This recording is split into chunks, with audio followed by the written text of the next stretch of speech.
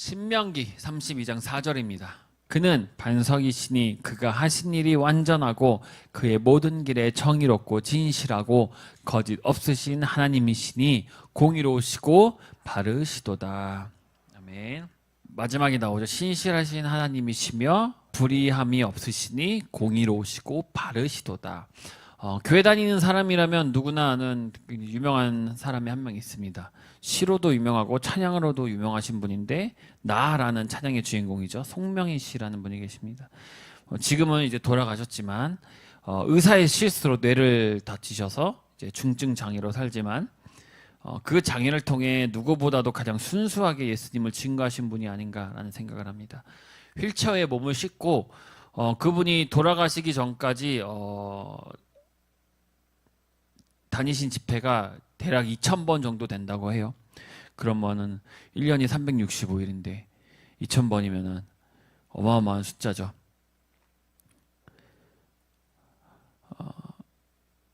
그분의 글과 신앙은 많은 사람들에게 굉장히 희망과 위로가 되었고 굉장히 많은 영향력 있는 분이었습니다. 그분의 시는 그냥 감성적이게 하고 뭐 좋은 시다, 마음이 울리는 이런 정도가 아니라 그분이 하나님과 함께 걸어온 신앙의 고백이었거든요. 그러니까 누구보다도 그 울림이 더 많이 있었던 시인데 고난 속에서도 하나님을 찬양하고 신뢰하는 믿음이 담겨 있죠.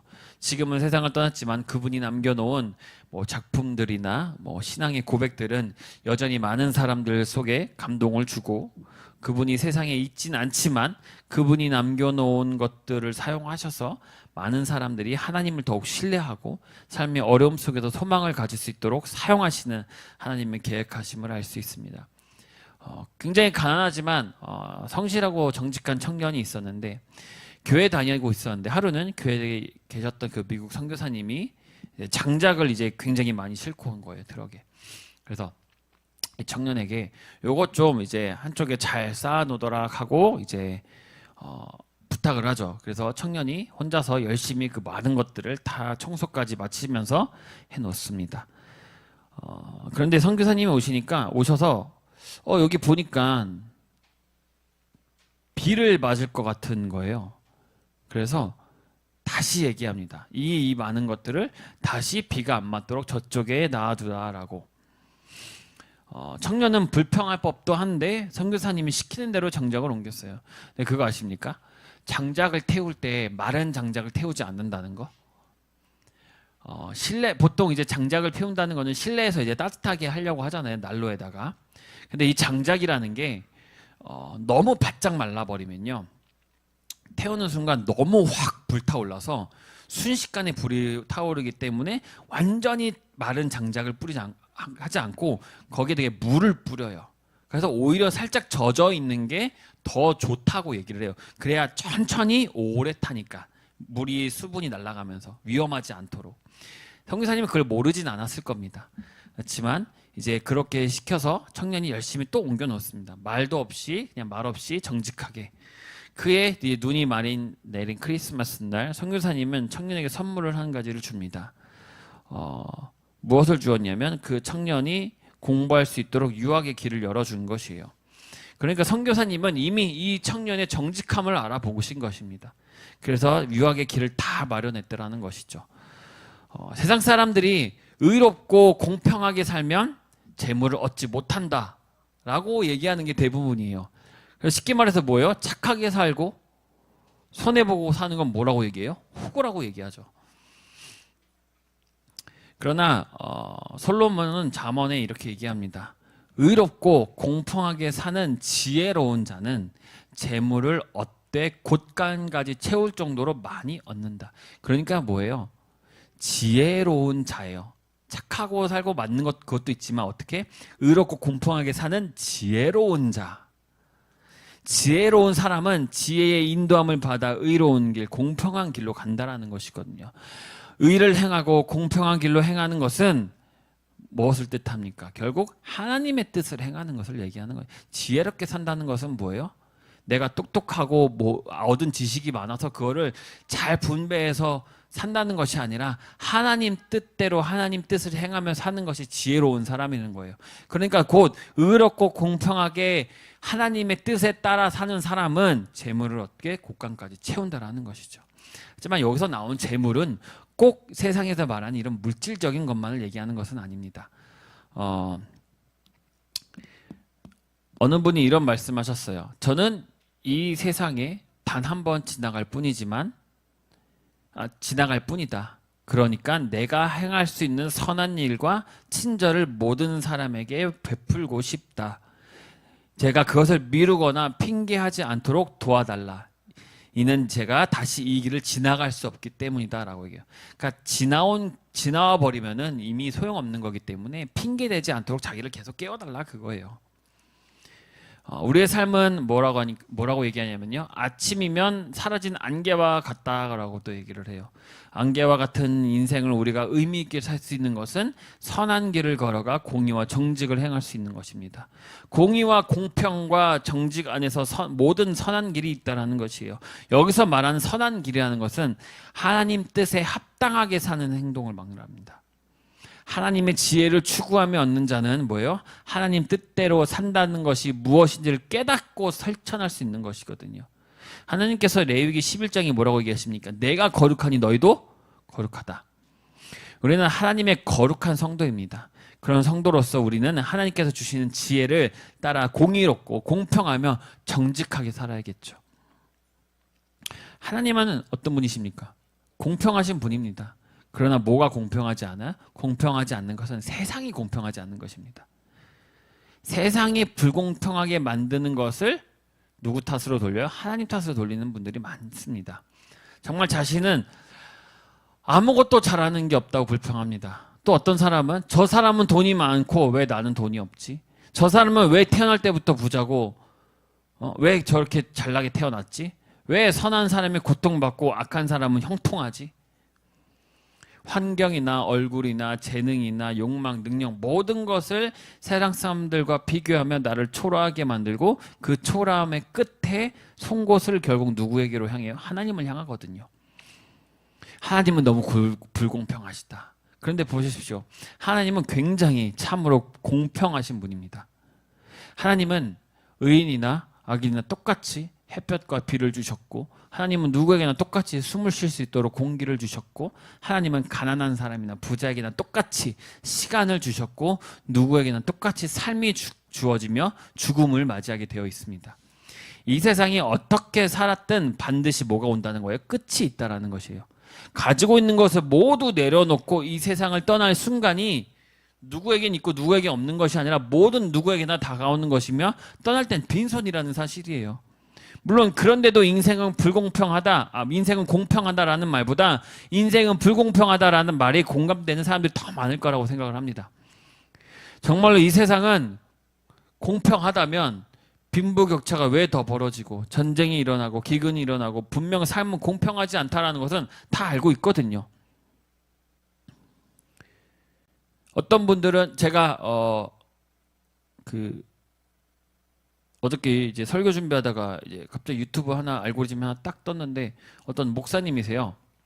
이제 뭐 선교도 많이 하셨던 분이고 해외 선교라기보다 이제 해외에서 목회를 또 이제 초청받아서 많이 하시고 하신 분인데 자기가 이제 갑자기 영상이 아무것도 없어요. 그거 하나 있어요. 하나 있는데 그거 갑자기 이렇게 앉아서 이렇게 한풀이 같은 걸 하는 거예요. 잠깐에. 그래서 자기가 지금 이제 45 이제 약 25년 정도 목회를 했는데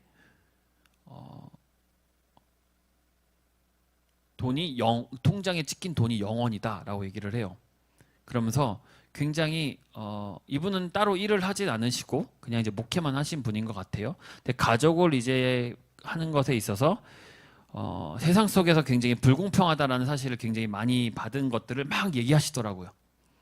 그렇지만 이제 결론은 물론 이제 그럼에도 불구하고 나는 이 길을 가는 것이 정말로 행복하고 하나님께서 나를 사용하시는 거에 대한 그걸 이제 말씀하시는 건데 그 하나 올렸는데 많은 사람들이 그거에 대해서 이제 응원을 해주는 것이 나오는 거예요.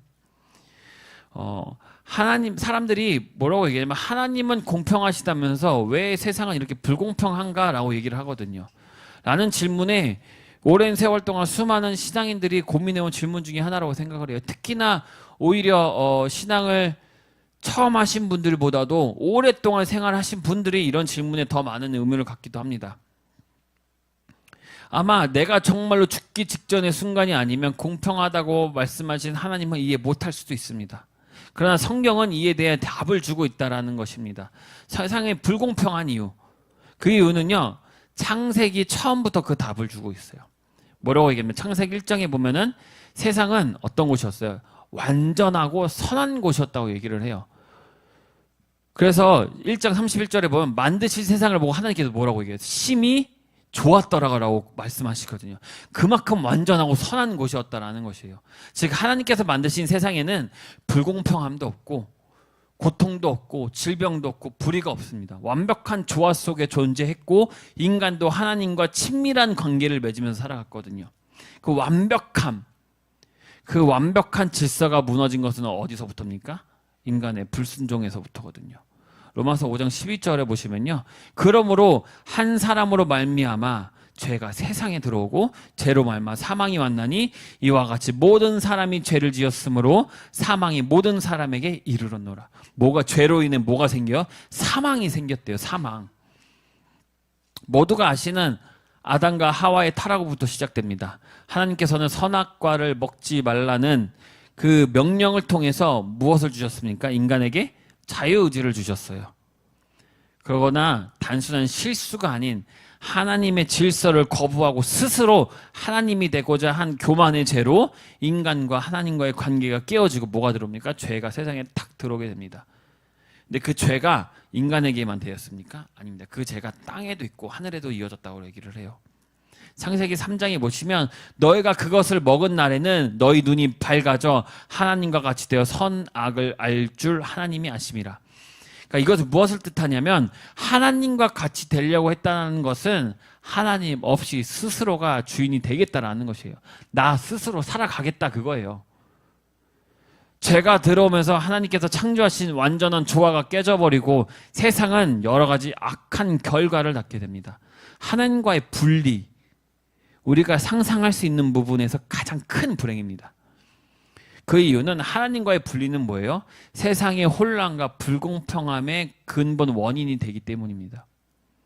하나님과 영원히 살 수 있도록 창조되었던 것이 인간이거든요. 죄로 인해서 질병과 고통이 찾아오고 사망이 들어오고 죽음이라는 끝을 맞이하게 되죠. 즉 우리가 겪는 질병, 사고, 자연재해 모든 것들이 죄로 인해 세상이 저주받은 결과라고 얘기를 합니다. 원래 사람 뭐가 필요 없었어요? 노동도 필요가 없었어요. 일할 필요가 없었어요. 수고하지 않아도 풍성한 열매를 얻을 수 있었어요. 죄로 인해서 땅이 저주받고 인간이 땀이 흘려야 일해야 되는 존재가 되었거든요. 창세기 3장을 보시면 땅이 너로 말미암아 저주를 받고 라고 나와요. 인간의 죄로 인해 생긴 저주는 그것으로 끝나는 것이 아니라 인간과 인간 사이의 관계에서도 갈등이 생깁니다. 그래서 뭐가 생기죠? 우리 최초의 형제가 누굽니까? 가인과 아벨이죠. 이 이야기를 보시면 질투와 미움이 인간 사회에 딱 자리를 잡게 됩니다. 그리고 싸움의 다툼이 시작이 되죠. 우리가 말하는 불공평함의 대답은 창세기가 처음부터 얘기해주고 있습니다. 질병의 이유, 죽음의 이유, 노동의 이유, 가족의 불화, 사회의 분열, 국가의 전쟁, 착취, 부조리, 갈등, 불평등, 전쟁, 이것들은 누구의 결과입니까? 결국 하나님의 만드신 결과가 아니라 인간이 죄로 지은 결과라고 나타나는 것이에요. 그렇다면 우리 여기서 나오는 자주 하는 질문 중에 하나가 있죠.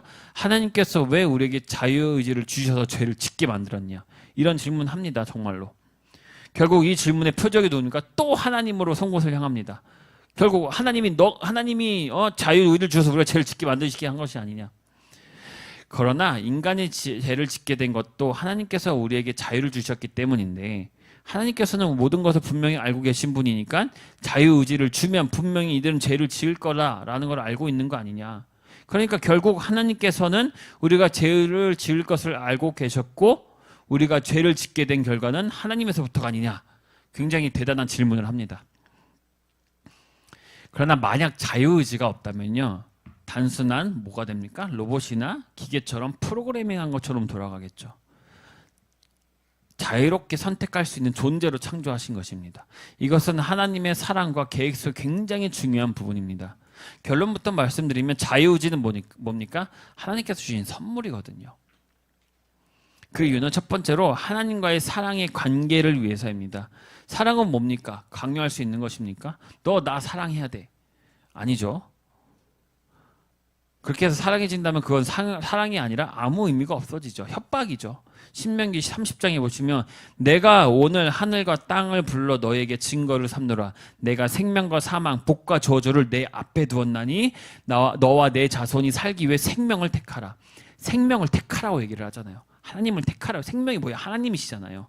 하나님은 인간에게 하나님을 사랑할 것인지 거부할 것인지 선택의 자유를 주셨어요. 그래야만 인간이 하나님을 자발적으로 사랑하고 순종할 수 있기 때문이죠. 두 번째로는 1장에 보시면 하나님이 자기 형상 곧 하나님 형상대로 사람을 창조하시되 남자와 여자를 창조하시고 라고 나오거든요. 즉 하나님의 형상을 닮은 특별한 존재로 창조되었다라는 것이에요. 여기서 형상이라고 해서 모습만을 얘기하는 것이 아니라요. 그 도덕적 영적인 자율성을 가진 존재라는 거예요. 즉 하나님처럼 인간도 선과 악을 선택할 수 있는 존재로 창조되었다라는 것이죠. 자유의지를 가졌다라는 것은 단순히 본능에 따라 움직이는 동물이 아닙니다. 우리가 동물과 인간을 구별할 수 있는 게 뭐냐면요. 자신의 행동을 결정할 수 있는 능력을 가졌다라는 것입니다. 세 번째로는 뭡니까? 책임을 진다라는 것입니다. 책임이 주어진다라는 것은 내게 주어진 무언가를 최선을 다해서 해결하는 것을 의미합니다. 그러니까 책임은 곧 뭐예요? 성장의 기회거든요. 선택을 하면 보상이 주어지고 악한 선택을 하면 그에 대한 결과를 받게 되어 있습니다. 즉 인간은 스스로 도덕적이고 성장하고 하나님과 더욱더 가까워질 수 있는 것입니다. 그래서 갈라디아서 6장 7절에 보시면요. 스스로 속이지 말라. 하나님은 업신여김을 받지 않는다. 사람이 무엇으로 심든지 그대로 거두리라고 하셨습니다. 무슨 말씀이에요? 선은 선으로, 악은 악으로. 만약 자유의지가 없으면 하나님을 믿고 순종하는 것에는 아무 의미가 없을 것입니다. 그렇게 되시면 하나님은 우리를 창조할 필요가 없겠죠. 우리는 자유롭게 선택할 수 있기 때문에 그 선택의 가치를 느낄 수 있는 것이거든요. 네 번째는 뭐냐면요. 하나님을 선택하도록 위한 것입니다. 즉 구원의 계획하심입니다. 하나님께서는 인간에게 하나님을 믿을지 거부할지에 대한 그 선택의 자유를 주셨어요. 이는 하나님께서 강요한 것이 아니라 인간이 스스로 구원을 선택할 기회를 주신 것이에요. 구원은 뭐냐? 구원은 자유로운 선택이 있어야만 그 의미가 있습니다. 이걸 오해하실 수도 있는데 우리가 구원을 우리가 선택해서 받는다는 의미가 아니라요. 만약 인간이 자유의지가 없이 자동으로 구원을 받는다면 그것은 강요된 구원이고 그냥 이렇게 살아가는 것이지 아무런 가치가 없는 구원이거든요. 그러나 인간은 자유의지를 갖고 있기 때문에 하나님을 선택할 기회가 주어지고 그 선택을 통해서 영원한 생명을 얻는 것입니다. 하나님을 선택했다. 좀 이상하게 보일 수 있죠. 잘 보십시오. 이 세상에는 인간이 만들어 놓은 수많은 우상들이 있습니다. 그러나 인간은 자유의지를 갖고 있기 때문에 하나님을 선택할 기회가 주어지며 그 선택을 통해 영원한 생명을 얻을 수 있는 것이거든요. 다섯 번째로 자유의지가 없다는 것은 선과 악을 구별할 수 없다는 것입니다. 자유의지가 없다면 선한 행동도 의미가 없어지고 악한 것도 의미가 없어지고 그냥 프로그래밍 된 대로 움직이는 기계일 뿐 도덕적 의미가 없는 존재가 되죠. 하나님은 인간이 스스로 선과 악을 구별하고 선을 택하기를 원하셨어요. 그러니까 뭐라고 명령하세요? 먹지 말라라고 하는 건 뭐예요? 먹지 않는 것이 선이고 먹는 것은 죄를 짓는다라는 것이거든요. 그렇기 때문에 인간에게 자유를 주시고 그것을 경험할 수 있도록 하셨습니다. 하나님이 인간에게 자유의지를 주신 것은 좋은 일이지만 그것이 곧 죄와 고통의 가능성을 열어두는 것이기도 했습니다. 자, 창세기 3장에 보시면요. 여자가 그 나무를 본즉 먹음직스럽고 보암직하고 지혜롭게 할 만큼 탐스럽게 한 나무다. 여자가 그 열매를 따먹고 누구에게 줘요? 자기가 함께할 남편에게도 주매 그도 먹으니라. 인간은 자유의지를 갖고 있기 때문에 하나님 말씀대로 따라 살 수도 있었고 반대로 죄를 선택할 수도 있었습니다. 결국 아담과 하는 무엇을 선택했어요? 죄를 선택했잖아요. 죄를. 그 결과 세상의 죄와 고통, 불공평함이 들어오게 되어 있습니다. 그러나 하나님께서는 인간이 다시 올바른 길을 선택할 수 있도록 구원의 길을 여셨어요. 죄의 삭은 뭐예요? 사망이요. 하나님은 은사는 그리스도 예수 주 안에 있는 영생이라. 즉 우리 자유의지는 죄의 가능성을 만들었지만 동시에 구원의 가능성도 만든 것이거든요. 하나님께로 돌아갈 수 있다라는 것이에요. 자유의지와 공평과 불공평함이 무슨 연결고리가 있느냐? 하나님의 본질이 공평하심입니다. 공평하심. 하나님의 본질은 공의롭고 모든 것을 바르게 판단하신 분이라고 오늘 본문에 나와 있잖아요. 즉 하나님은 절대로 불공평하신 분이 아닙니다. 하지만 우리가 사는 세상을 보면 굉장히 불공평이 가득하죠. 어떤 사람은 부유하게 살고 어떤 사람은 가난 속에서 고통받기도 합니다. 착한 사람이 고난을 받고 악한 사람이 형통하는 것처럼 보일 수도 있습니다. 그렇다면 하나님께서 공평하시지만 왜 세상은 불공평한가? 그 핵심적인 이유가 인간에게 주어진 자유의지에 있습니다. 사람이 선택이 불공평함을 만든다라는 것이에요. 어떤 사람은 정직하게 살아가지만 어떤 사람은 부정직한 방법으로 부를 축적하기도 합니다. 어떤 지도자는 백성을 위해서 헌신하지만 어떤 지도자는 부패해서 국민을 착취하기도 합니다. 어떤 부모는 자녀를 사랑으로 양육하지만 어떤 부모는 자녀를 학대하며 이용하기도 하거든요. 이 모든 것은 하나님의 뜻이 아니라 인간의 의지에 따른 선택의 결과예요. 제가 뉴스를 봤는데 굉장히 안타까운 뉴스를 봤는데 아기가 30개월인가 한가 봐요. 그래서 이제 자고 있었대요.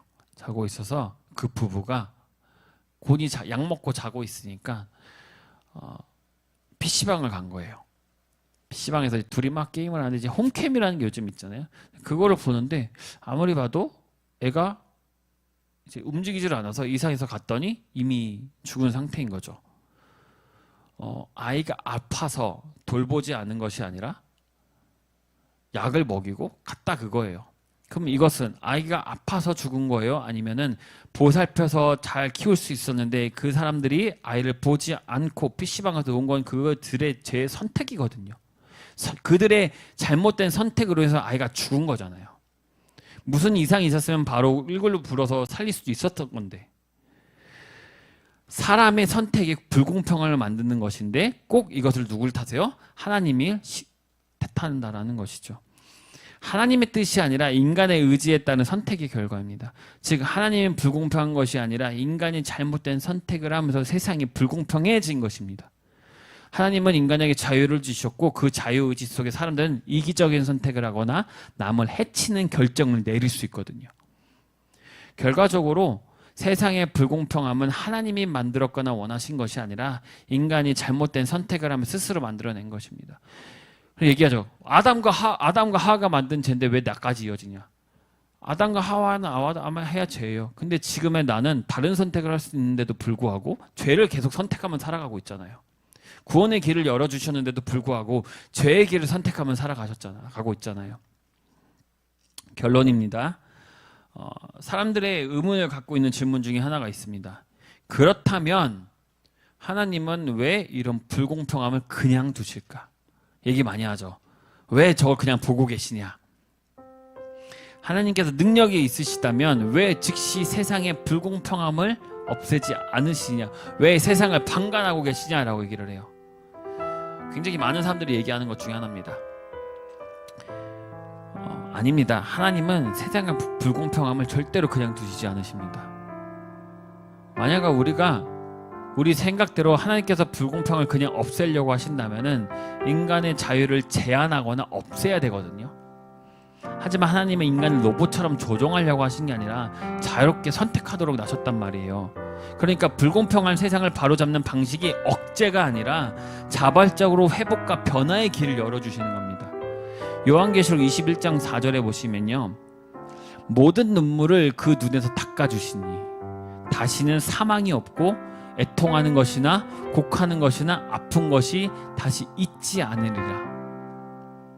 모든 눈물을, 우리 눈물을 다 닦아주신다고 하시잖아요. 지금은 불공평해 보일 수 있습니다. 당장은 모든 것이 불공평하고 나 외에 모든 사람들이 다 잘 살고 건강하고 즐겁게 사는 것처럼 보일 수 있습니다. 아니 그렇게 보이거든요. 저도 이렇게 인터넷 보다 보면은 와, 이 사람은 와 진짜 대단하다. 어떻게 이렇게 사냐. 와, 몸도 진짜 좋다. 와, 돈도 어린데 진짜 잘 번다. 와, 이 사람들은 무슨 생각을 어릴 때부터 갖고 있길래. 그러나 하나님께서는 뭐라고 하시냐면 마지막 날에 모든 것을 심판하시고 공의를 이루신다고 하셨어요. 베드로 후서 3장 9절에 보시면요, 주의 약속은 어떤 이들이 더디다고 생각하는 것 같이 더딘 것이 아니라 오직 너희를 향하여 오래 참으사 아무도 멸망하지 아니하고 다 회개하게 이르기를 원하시노라. 참는 게 누구예요? 우리가 참는 게 아니에요. 세상은 불공평하기 때문에 공평할 때까지 우리가 참고 있는 것이 아니라 하나님이 오래 참으시고 라고 나와요. 하나님은 오래 참으시고 사람들이 스스로 하나님께 돌아오길 기다린다고 하시잖아요. 즉각적으로 악을 제거할 수도 있습니다. 야, 당장 번개치고 막 다 쓸어버릴 수도 있어요. 그렇게 하면 이 세상에 절대로 누구도 회개하는 사람 단 한 명도 없을 겁니다. 어차피 다 그거 될 건데. 요한복음 16장 33절에 보시면 너희가 세상에서 환난을 당하나 뭐라고 하냐면 담대하라 라고 얘기를 해요. 내가 세상을 이기었노라. 우리는 지금 불공평한 세상에서 살고 있는 것 맞습니다. 세상은 불공평해요. 그러나 예수님을 통해 영원한 하나님의 나라를 소망하며 살아갈 수 있습니다. 예수님은 이 세상에 누구보다도 불공평함을 세상에서 겪으신 분이거든요. 왕이신데도 불구하고 가난함 속에서 태어났고 목수의 아들로 태어났고 배척당하셨고 부당한 재판을 당하도 결국 십자가까지 당하시잖아요. 배신까지 당해요. 이사야에 보시면요, 그는 멸실받아 사람들에게 버림받았고 간고를 많이 겪었고 질고를 아는 자라. 그는 찔림을 받았고 허물 때문에 성함을 받았고 징계를 받음으로 우리는 평화를 누리고 그가 채찍이 맞았으므로 우리가 나음. 그분이 채찍을 맞았더니 우리가 나음을 받았대요. 그분이 징계를 받으니까 우리가 평화를 얻었대요. 그분이 고통당하니까 우리가 평화를 얻었대요. 가난한 자를 도우시고 아픈 자를 돌보시고 마음이 무너진 자를 일으켜 세우시고 사랑이 필요한 자에게 나눠주시고 길 잃은 자에게 꿈을 보여주셨는데, 예수님은 불공평한 세상의 고통을 경험하셨고 그 속에서 희생과 사랑을 통해서 세상을 바꾸는 길을 여셨거든요. 예수님께서는 세상의 불공평함을 단순히 없애기 위한 것에 오신 것이 아니라 인간이 스스로 만든 죄와 불공평 속에서 구원을 받게 하려고 하기로 오신 분이 것이거든요. 즉 불공평함을 즉각적으로 제거하는 것이 아니라 불공평함 속에서도 하나님의 공의와 사랑이 이루는 길을 여는 것이 예수님의 목적이셨습니다. 예수님께서 오셨을 때 사람들은 예수님께서 당장 불공평한 사회를 뒤집어 놓을 거라고 생각을 했단 말이에요. 드디어 이스라엘 왕이 오셨다 하면서 와, 이제 우리는 살았다, 다 뒤집어 놓아서 이제 우리는 행복하게 구원에, 그렇게 오신 것이 아니라 더 근본적인 문제를 해결하러 오신 것입니다. 즉 세상의 불공평함을 만든 죄의 문제를 해결하기 오신 것이거든요. 우리가 이러한 불공평함 속에서, 세상 속에서 가져야 할 믿음은 즉각적으로 결과가 보이지 않는다고 해서 하나님을 의심하지 않고 끝까지 신뢰하는 믿음을 갖는 것입니다. 세상이 불공평하다고 해서 우리도 악을 행하거나 불의에 동조해서는 안 되는 것이죠. 하나님은 우리에게 불공평한 세상 속에서도 뭐라고 하시냐면 믿음으로 선을 행하라라고 명령하셨습니다. 때로는 우리에게 닥친 상황이 하나님의 더 큰 계획 안에 있을 수도 있습니다. 우리의 불공평한 상황이 더 큰 계획이 있을 수도 있다는 거예요. 요즘 요셉 아시죠? 요셉의 삶을 보면 뭐예요? 그가 억울하게 종으로 팔리고 부당하게 감옥에 갇히는데 불공평함을 엄청 당했어요. 안 당해도 당할 걸 당했기 때문에 불공평함이라고 얘기를 하는 거예요. 그러나 결국 하나님은 그를 애굽의 총리로 세우시고 많은 사람을 구원하셨잖아요. 그런데 보세요, 요셉도 분명히 인간이거든요.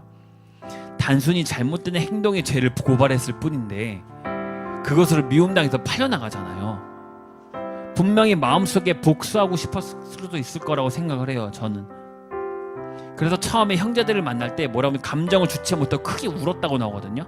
근데 그 울음이 물론 가족 간의 재회를 기뻐하는 마음과 함께 과거의 상처가 막 해소되는 순간일 수도 있지만, 요셉의 형제들을 만나고 즉시 자신을 밝히지 않고 시험을 했다고 나오잖아요. 그 점을 보면 그의 마음속에는 여전히 형들을 완전히 신뢰해도 될지 말지 되는 고민한 과정이 있었을 거란 말입니다. 이는 그가 순간적으로 모든 미움을 내려놓은 것이 아니라 과정 속에서 용서를 택한 거거든요. 즉 요셉의 통곡은 단순히 감격이 아니라 지난 상처와 아픔을 완전히 정리하고 용서를 결심하는 과정의 일부였을 가능성이 있습니다. 인간적인 마음이 없다면 오히려 이상할 정도죠. 하지만 결국 뭐예요? 하나님의 계획하심을 받아들였다는 게 중요합니다. 그걸 받아들이고 미움을 넘어서서 용서를 선택했잖아요. 지금 당장은 이해되지 않는 고난도 하나님의 계획 속에서는 반드시 선을 이루게 되어 있습니다. 하나님은 우리의 눈물을 뭐라고 하셨어요? 닦아주시는 분이라고 했잖아요. 고통을 없애주겠다고 하잖아요. 우리가 불공평한 세상에서 상처하고 고통받을 때 하나님은 멀리 계시는 것이 아니라 가장 가까이 우리와 함께 하십니다. 그 누구보다도 우리와 함께 하십니다.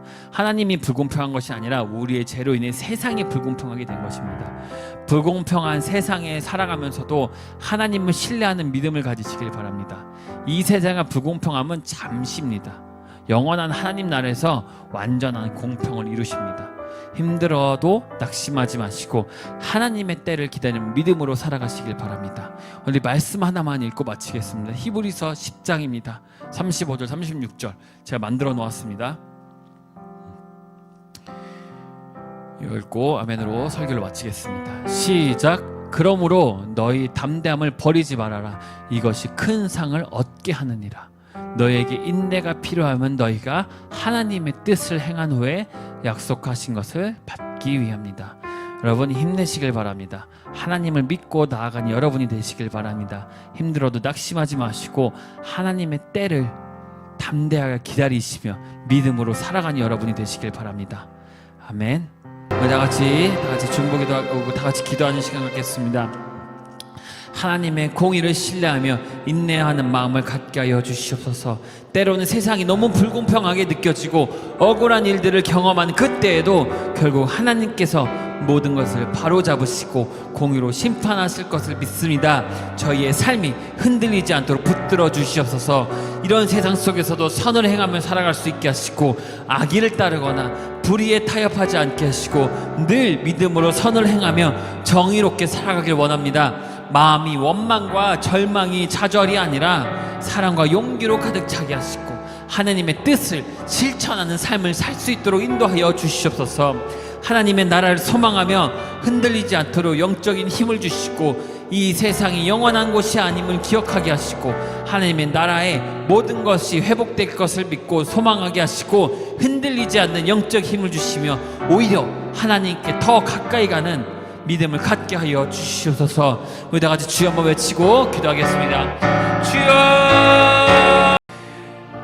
우리의 참된 소망이 되신 예수 그리스도의 은혜와 그 불공평한 현실 속에서도 우리를 사랑하시고 붙드시고 위로하시는 하나님 아버지의 끝없는 사랑과 우리의 마음을 강하게 하시고 불공평한 세상에서도 믿음으로 나아갈 힘을 주시는 성령님의 교통하심이 이 예배를 드리는 모든 성도들 위해 삶의 자리에 불의의 볼 보며 낙심하는 자들에게 고난 속에서도 하나님의 공의를 신뢰하는 자들에게 그리고 주님의 사랑을 실천하며 살아가기를 소망하는 모든 이들에게 이제부터 영원토록 함께 하시기를 간절히 축원하옵나이다. 아멘.